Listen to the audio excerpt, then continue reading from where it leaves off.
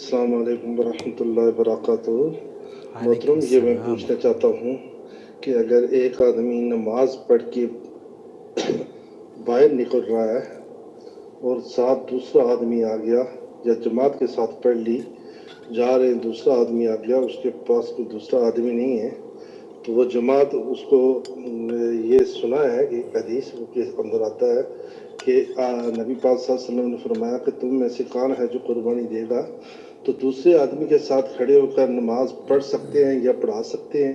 क्या ये हदीस के रूप से साबित है? दोबारा फिर पढ़ सकते हैं, पढ़ा सकते हैं? सवाल से जो मैं आपके समझा हूँ दोस्त, वो ये कि आया एक मस्जिद में अगर कोई शख्स नमाज ख़त्म होने के बाद आता है, नमाज पढ़ रहा है, तो वो अगर नमाज जो पढ़ चुका है उसके साथ शरीक हो सकता है या नहीं, या आप ये जानना चाह रहे हैं कि दूसरी जमात हो सकती है या नहीं, जो कि इंडिया पाकिस्तान में अक्सर मसाजिद में नज़र नहीं आती। ये एक ऐसी सुन्नत है जो मफकूद हो चुकी है और जिसे आपको और हमें लोगों तक पहुंचाना बेहद ज़रूरी है। आप देख रहे हैं नू टीवी जद्दा और मैं हूं आपका दोस्त, आपका होस्ट मोहम्मद आकिल, जद्दा से, ममलकत सऊदी अरब। चैनल पर आप सवाल भेजते हैं, हम यूट्यूब और फेसबुक पर आपके सवालों के जवाबात लेकर हाजिर हो जाते हैं। टिकटॉक और इंस्टाग्राम पर भी हमारे चैनल मौजूद हैं, उनसे भी आप जुड़कर इल्म हासिल कर सकते हैं।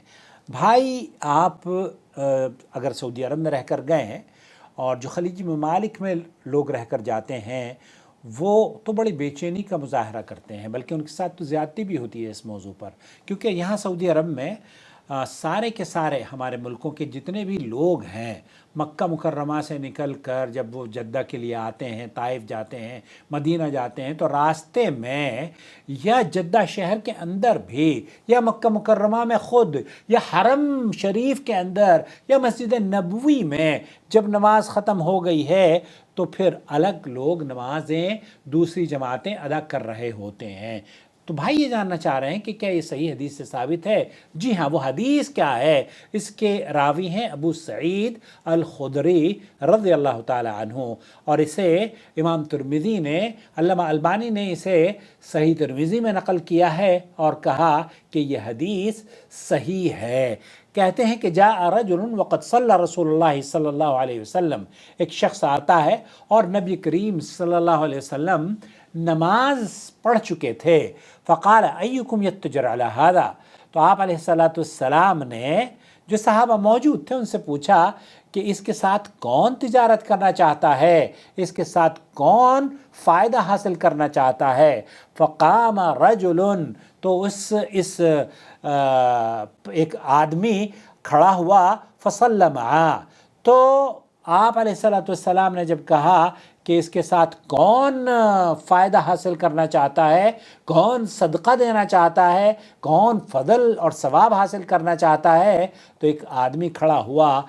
इस हदीस के बारे में अबू सईद खुदरी से ये रिवायत मौजूद है और वो ये कहते हैं कि नबी करीम सल्लल्लाहु अलैहि वसल्लम जब जमात कर चुके, नमाज पढ़ चुके, कानत सलात ज़ोहर, ये ज़ोहर की नमाज की बात है, तो आप नमाज पढ़ने के बाद तशरीफ़ फरमाते। फलम्मा इंतहा रजुल इलल मस्जिद वलम, फिर जब उस शख्स जब आया तो मस्जिद में ज़ोहर की जमात ख़त्म हो चुकी थी।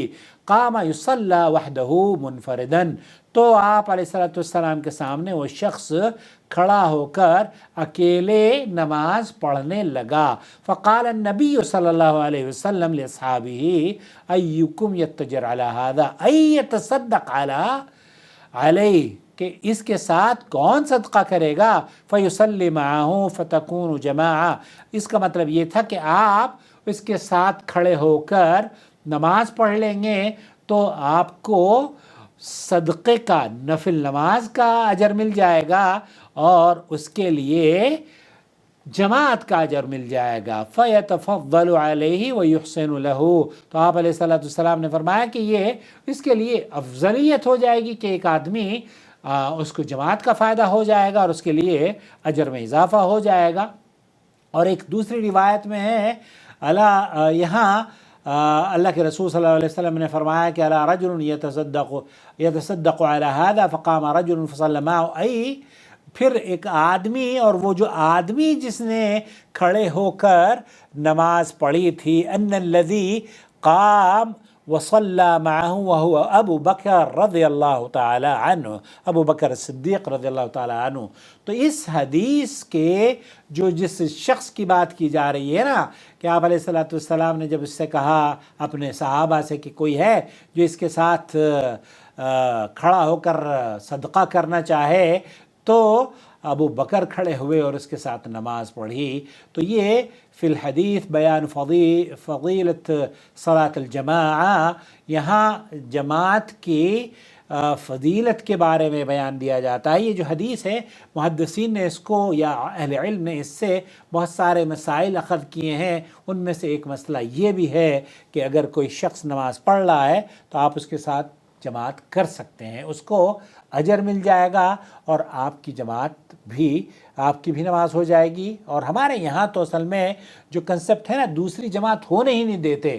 تو اس حدیث کو جب میں نے مظفر نگر میں سنایا تھا تو مجھے تو مسجد میں روک دیا گیا تھا کہ آپ دوسری جماعت نہیں کر سکتے، کیونکہ ہماری مسجدوں میں دوسری جماعت ہوتی ہی نہیں ہے۔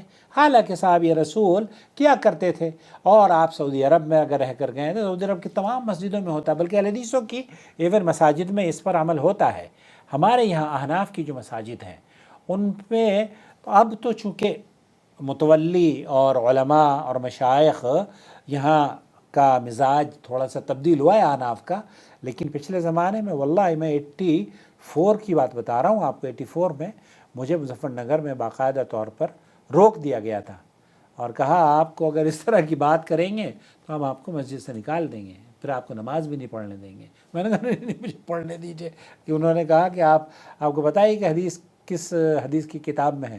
میں نے کہا ترمذی میں ہے۔ کہا آپ کو پتہ ہے اب امام ترمذی کا نام کیا تھا؟ میں نے کہا ان کا نام ابو عیسیٰ تھا۔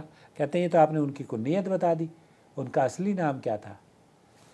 اب مجھ پر ایک کیسے سوال اور جواب کا آغاز کر دیا تھا ان دیوبندی بھائیوں نے۔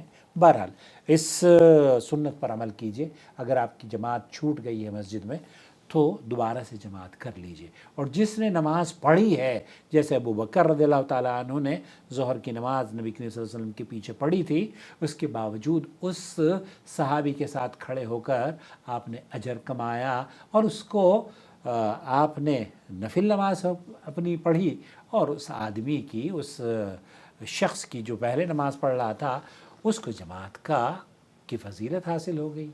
تو اس کو کہتے ہیں آم کے آم گٹھلیوں کے دام۔